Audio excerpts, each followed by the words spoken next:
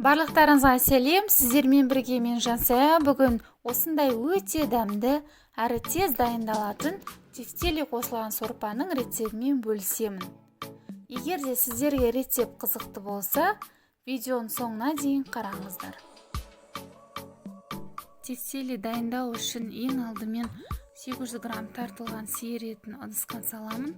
Ұсақтап туралған 2 пияз, жуылған 200 грамм күріш, 1 жұмыртқа, тұз, қара бұрыш, қызыл бұрыш, дәмдеуіштер қосып, барлығын жақсылап араластырамын. Жақсылап араластырып болдым. Енді қолмен осылай домалантып шығамын. Барлығы дайын. Сорпасын дайындау үшін сұйық май құйып аламын. Сосын пиязды жақсылап қуырып,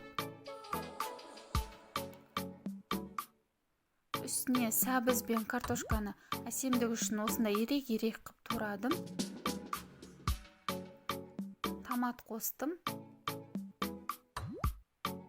Су құйып, бетін жауып, жақсылап қайнағанын күтемін.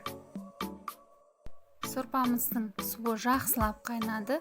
Енді тефтелиміздің барлығын осылай салып шығамын.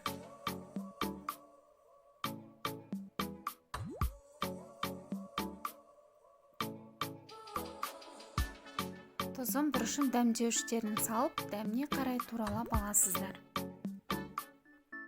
Тефтели қосылған сорпам дайын, өте тез дайындалады, әрі дәмді болып шығады. Міндетті түрде дайындап көріңіздер. Егер де видеом сіздерге ұнаған болса, лайк басып, каналға тіркеліп, қоңыраушаны басуды ұмытпаңыздар. Астарыңыз дәмді болсын.